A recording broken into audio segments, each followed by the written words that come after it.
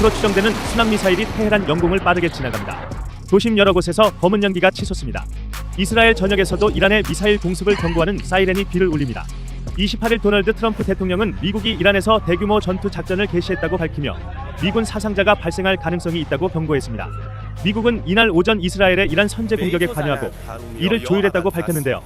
미 국방부는 이번 작전을 장대한 분노, 에픽 퓨리로 명명했습니다. 트럼프 대통령은 이번 작전의 목적이 이란의 미사일을 파괴하고 미사일 산업을 완전히 초토화하는 것이라고 설명했습니다. 아야톨라 알리 하메네이 최고 지도자, 마수드 페제시키안 대통령 등 주요 지도부 인사들의 집무실 부근에 미사일 약 7기가 떨어진 것으로 알려졌습니다. 이어 곰, 이스파한, 케르만샤, 카라지 등지에서도 폭발음이 보고됐는데요. 트럼프 대통령은 트루스 소셜에 올린 영상에서 용감한 미국 영웅들의 생명이 희생될 수 있고 전쟁에서는 종종 그렇듯 사상자가 발생할 수 있다며 물러서지 않겠다는 입장을 밝혔습니다. 이어 우리는 미래를 위해 이 일을 하는 것이며 이는 고귀한 임무다라고 강조했습니다. 트럼프 대통령은 이란 국민을 향해 우리가 끝내면 여러분이 정부를 장악하라, 이란 정부는 여러분의 것이 될 것이라고 말했습니다. 이어 이슬람 혁명 수비대와 이란군을 향해 면책을 보장하겠다고 약속하며 무기를 내려놓으라고 촉구했는데요. 트럼프 대통령은 이란은 수십 년 동안 그래왔듯이 이번에도 거부했다. 그들은 핵 야망을 포기할 모든 기회를 거절했다. 우리는 더 이상 이를 받아들일 수 없다고 목소리 높였습니다. 이스라엘 안보 관계자는 이번 작전은 수개월간 계획됐으며 공격 시점은 수주 전에 확정됐다고 밝혔습니다. 국방 관계자들은 이번 공습의 목표에는 이스라엘 본토에 대한 위협 제거, 특히 미사일 발사대와 무인기 기지를 중점적으로 타격하는 것이라고 설명했습니다. 이란은 곧바로 영내 미군 기지 4곳을 향해 보복을 퍼부었습니다. 청취자 여러분, 결론부터 말씀드립니다. 방금 전 중동을 지탱하던 위태로운 레드라인이 완전히 사라졌습니다. 미국과 이스라엘이 이란을 상대로 전면적인 선제 타격을 시작했고요. 이란은 기다렸다는 듯이 중동 전역의 미군 기지에 보복 미사일을 쏟아붓고 있습니다. 네, 정말 일촉즉발의 상황이죠. 지금 전 세계 안보 지형이 완전히 발칵 뒤집힌 거대한 지진이 발생했습니다. 맞습니다. 오늘 저희가 가장 긴박하게 들어온 이 최신 뉴스들을 바탕으로 이번 사태를 깊게 파헤쳐보려고 하는데요. 단순히 어디에 미사일이 떨어졌다, 이런 단편적인 보도를 넘어서요. 이 거대한 군사작전이 대체 왜 하필 지금 일어났는지, 그리고 이 상황이 국제정세와 우리 대한민국에 어떤 파장을 미치는지 그 큰 그림 속에서 완벽하게 해독해내는 게 이번 시간의 미션입니다. 자, 그럼 이 엄청난 사태 하나씩 풀어보죠. 네, 먼저 그 전격적인 선제 타격 상황부터 생생하게 짚어봐야 할 것 같은데요. 현지 시간으로 토요일 아침 10시경이었습니다. 아, 주말 아침에요. 그렇습니다. 이란의 수도 테헤란을 비롯해서 이스파한, 카라지 같은 주요 핵심 도시 곳곳에서 대규모 폭발이 일어났죠. 그 타겟팅이 진짜 놀라웠잖아요. 저희가 쫙 분석해보니까 하메네이 최고 지도자랑 마수드 페제시키안 이란 대통령 같은 핵심 지도부 집무실 근처에 미사일만 무려 7기 이상이 집중적으로 떨어졌다고 하더라고요. 네, 그게 이번 작전의 본질입니다. 이건 단순한 군사시설 타격을 넘어선 거예요. 명백히 이란 수뇌부의 물리적인 목숨을 직접 노린 참수작전이 포함된 엄청난 도발입니다. 여기서 정말 흥미로운 지점은 바로 양국의 작전명과 지도자들의 발언인데요. 아, 작전명이요? 그 이스라엘은 작년 8월에 썼던 일어서는 사자작전이랑 연계해서 이번 타격을 사자의 포효라고 불렀죠? 맞습니다. 완전히 이빨을 드러냈다는 거죠. 그리고 미 국방부는 장대한 분노라는 작전명을 썼습니다. 이스라엘은 이 공격을 수개월 전부터 계획했고 시점은 이미 수주 전에 확정했던 상태예요. 특히 트럼프 미국 대통령의 영상 연설을 객관적으로 들여다보면 작전의 무게감이 확 다가옵니다. 네, 저도 그 최신 소식 봤는데 내용이 아주 직설적이더라고요. 이란의 미사일 산업을 완전히 파괴하겠다고 선언했잖아요. 네, 거기에 심리전적 요소까지 더했습니다.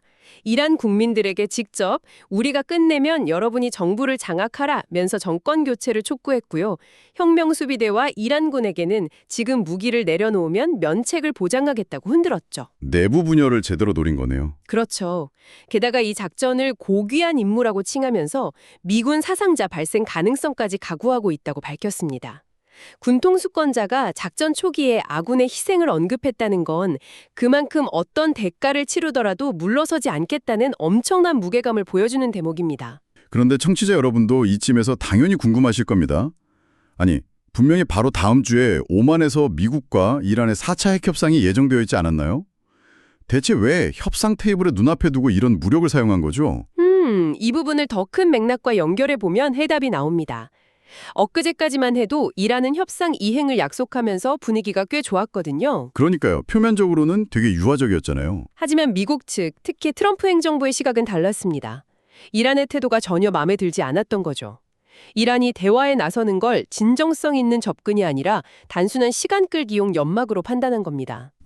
제재는 피하면서 뒤로는 계속 개발을 하려 한다고 본 거군요. 네, 그래서 결국 협상을 앞두고 이스라엘과 함께 직접 타격을 감행한 겁니다. 사실 작년 6월에도 협상 전에 이스라엘이 미국의 재가를 얻어서 선제 공격했던 패턴이 똑같이 있었거든요. 네, 그 대화라는 형식에 끌려다니지 않겠다는 의지군요. 근데 여기서 진짜 흥미로워지는 부분은 이겁니다. 저희가 최신 뉴스들을 교차 검증하다가 발견한 가장 놀라운 지형학적 계기가 하나 있거든요. 바로 베네수엘라입니다. 아, 그 기습작전 말씀이시죠? 네, 맞습니다. 불과 2달도 채 안 된 시점이잖아요. 미군이 마두로 베네수엘라 대통령 기습 생포 작전을 아주 가볍게 성공시켰단 말이죠. 네, 사실 그 성공이 엄청난 나비 효과를 불러왔습니다. 베네수엘라에서의 압도적인 성공 경험이 트럼프 행정부에게 엄청난 군사적 자신감을 심어준 거예요. 우리가 마음만 먹으면 한 국가의 지도자도 그냥 잡아올 수 있다 이런. 정확합니다.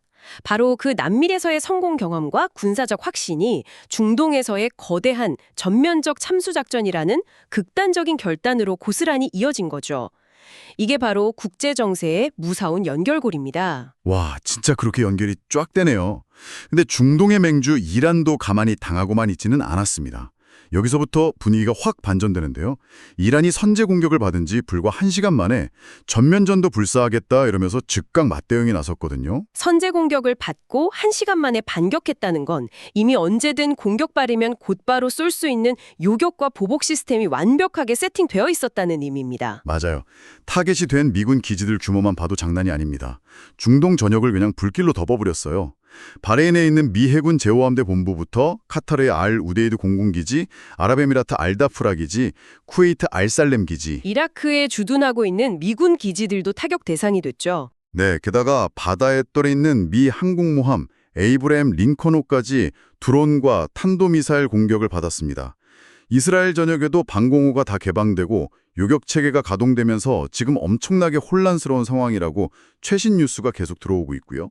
이란은 지금 이 전방위적인 반격을 두고 유엔 헌장 제51조에 명시된 정당한 권리, 즉 합법적인 자위권 행사라고 강력하게 주장하고 있습니다. 국제법적인 명분을 철저하게 챙기려는 거네요. 그렇죠. 그리고 여기서 우리가 가장 주목해야 할 점은 이란 당국자가 남긴 아주 섬뜩한 경고 멘트입니다. 이제 레드라인은 사라졌다.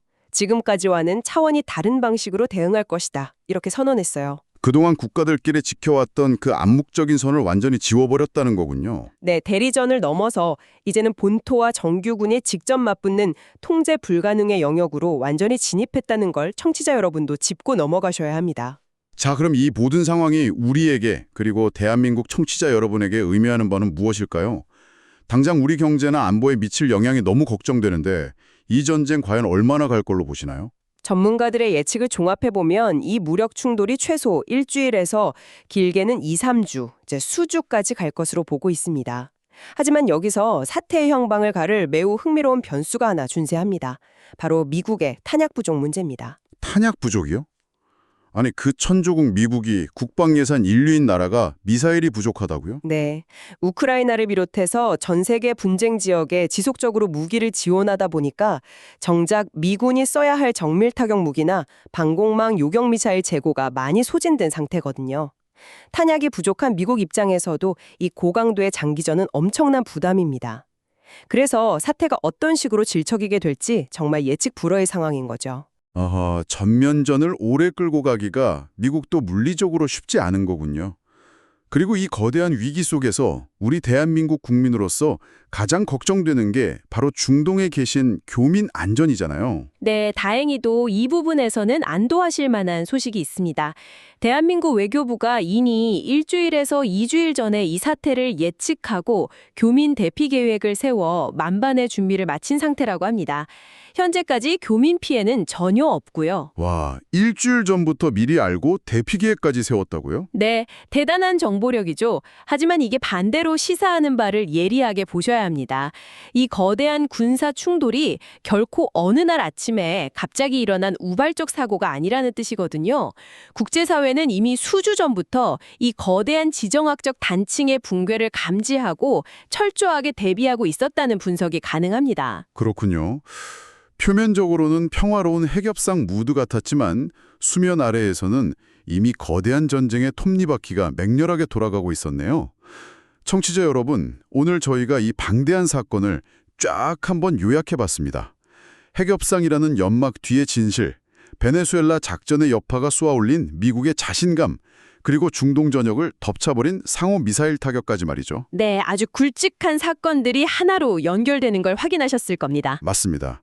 이게 먼 나라 남의 이야기 같지만요. 결국 당장 내일의 전 세계 경제, 요동치는 유가, 그리고 우리 대한민국의 안보에 직결된 너무나 중요한 최신 뉴스입니다. 네, 마지막으로 이 상황은 우리에게 아주 중대한 질문을 하나 던집니다. 2달 전 베네수엘라에서의 작전 성공이 중동의 전면전이라는 결단으로 이어졌죠. 그렇다면 협상 테이블을 엎어버리고 전격적인 참수작전과 미사일 폭격을 택한 미국의 이번 선례는 현재 핵무기를 개발하려 하거나 이미 보유하고 있는 세계의 다른 국가들에게 과연 어떤 메시지로 작용하게 될까요? 와, 당장 북한 같은 나라들이 이 사태를 보면서 어떤 생각을 할지 참 등골이 서늘해지는 질문이네요. 핵을 포기하면 우리도 저렇게 당할 수 있다. 이런 공포를 느끼지 않을까요? 네, 바로 그 점입니다. 이스라엘과 이란의 공방이 끝난 후 그 다음으로 요동칠 세계 정세의 도미노는 과연 어디일지 청취자 여러분도 오늘 저희가 다룬 내용을 바탕으로 한번 상상해 보시기 바랍니다. 네, 정말 깊이 생각할 거리를 던져주는 묵직한 화두입니다. 넘쳐나는 단편적인 속보들 속에서 거대한 진실을 읽어내는 시간, 오늘 저희가 준비한 최신 뉴스 심층 탐구는 여기까지입니다. 다음번에도 가장 핵심적인 통찰을 가지고 찾아오겠습니다. 끝까지 함께해 주셔서 감사합니다.